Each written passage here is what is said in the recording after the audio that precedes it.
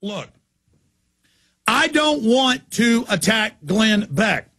I don't want to be in a fight with Clear Channel. But I have my First Amendment. And Glenn Beck is constantly attacking us and is duplicitous. Okay? And I'm sick of double talkers. Now, Al Gore, Barack Obama are discredited punks. And we're still attacking them and exposing them as New World Order fronts. Yesterday with the whole birther thing. The whole first hour attacking Obama and his healthcare takeover and his cybersecurity and his environment takeover. So people say, why don't you spend more time on Barack Obama? We do. My last two films, Fall of the Republic and Obama Deception, exposing him and who runs him. But Glenn Beck is placed at a key juncture to when Ron Paul's about to win, he comes out and attack him. When other candidates that are pro-liberty, he comes out. He runs these operations. And I've seen him say militias are bad. I've seen him say we need to use the army against Ron Paul supporters. I've seen him say the banker bailout is good and then say he didn't say that till he got called on it. It's the lying. They intend to keep the income tax and then give you a value-added and sales tax on top of it. But he's pushing that, value-added and sales tax. So is the guy he tours the country with, O'Reilly. A guy who believes in global warming. Sarah Palin says she believes in it. And I get emails going, no, she doesn't. No, he doesn't. He was in USA Today. Put it up on screen. USA Weekend. Their big weekend magazine. Who's that on the cover there? Who is that man? And it's a positive article. In fact, what's the actual headline that doesn't have it? It was something like, you know, don't judge a book by its cover. He's a great guy. He's so wonderful. He's wonderbar. We all live in America. America is wonderbar. I mean, this guy is a joke. And he goes on to say, I believe in global warming. I've got a greenhouse. I'll do anything for the environment. But those light bulbs, I don't like how they look. I just, it's such a problem. And so he gets you emotionally invested in him, saying a lot of the right things, and at key points, flip-flops. And then people are like, can't compute. That's why I got so mad at Deborah Medina. She comes out and says, well, people have a right to question the government on 9/11 Truth. And then she puts out a statement kind of, well, I don't think, anybody else did it but those Arabs. And I'm like, well, whatever, let her kind of be flip-floppy. Just, oh, come on, Deborah. And I still defend her and do everything I can. And then Mark Davis in Dallas, and that's a big show. He fills in for Rush Limbaugh. These people are an evil cult, a dangerous cult of scum and despicable. She's like, absolutely, I agree with you. I get mad at that when I invest in somebody and believe in them. And then I can't then take who I am and my integrity, especially when it's clear-cut in front of me. We all make mistakes we're not thinking. And then we're 4 days in, she never apologized for it. Now, I guess we'll go the lesser of two evils route here. And I've seen countless emails from the Medina campaign, from their people to my listeners going, they send her part of the transcript of what she said on Davis. Don't leave you the top. And that's deceptive. And they say, we're not attacking 9/11 Truth. Yes, you did. See, that's even worse. But then I kind of get into the dirtiness, and I go, I guess she's better than Perry or Hutchinson. So, all right. I'm just not going to vote. I was planning to go vote on Election Day.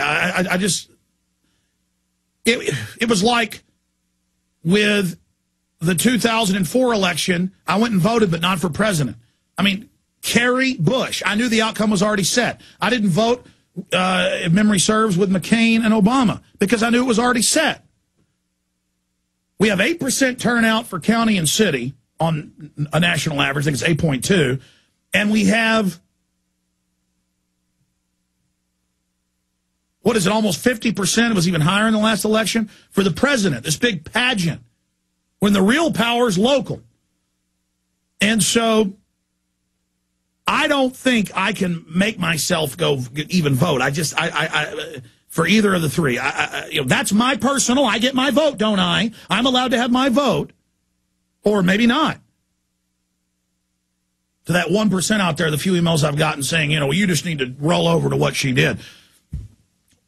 4 days later, nothing but duplicitous emails from their people to my listeners. They send us, sending them part of what she said on the show and saying it's not true, or it's just Glenn Beck, any of these people. I just can't handle it anymore.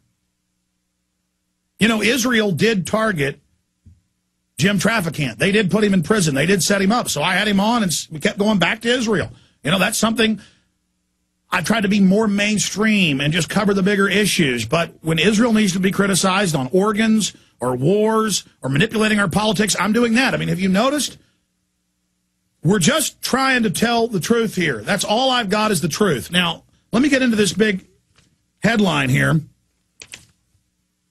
I just had my Glenn Beck article here in front of me. Here it is. And it's up on screen for prisonplanet.tv viewers. We got this out for everybody on Monday, our audience, and I got a lot of hate emails saying you're lying. That's not in the USA Today. I mean, you talk about delusional.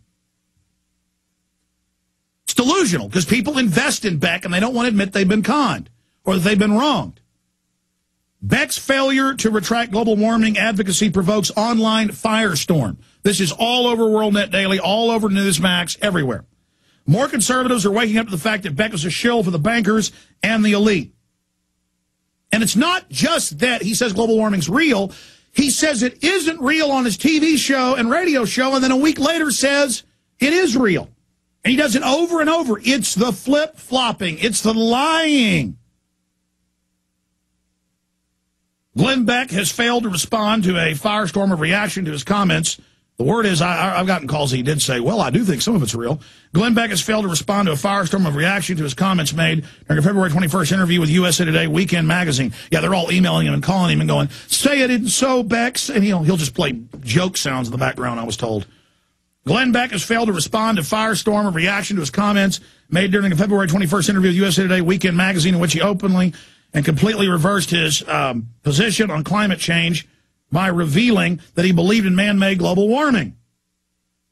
As we reported earlier this week, Beck appeared to stab his conservative audience in the back when he told USA Weekend magazine that man-made climate change was occurring in an article entitled, Don't Judge Beck by His Cover. And again, this isn't stabbing his right-wing audience in the back. We're going past that paradigm. Most of the liberals I know it's a fraud. In the article, Beck tells interviewer Dennis McCafferty, you'd be an idiot not to notice the temperature change. He also says there's a legit case for global warming has, at least in part, been caused by mankind, writes McCafferty, under the sub-headline, he believes in global warming. The blogosphere is on fire with reaction to McCafferty's USA Weekend piece. According to WorldNet Daily, Chelsea Shilling, who pointed out that the posters on the prominent conservative forum Free Republic were furious at Beck for seemingly performing a huge flip-flop on the issue. Seems like the rose-colored glasses are beginning to fall off those who used to view Mr. Beck with good approval, wrote one. But see, maybe I'm not supposed to say he flip-flopped, because that'd be mean. I'm supposed to say, oh, thank you, Beck, for your flip-flopping.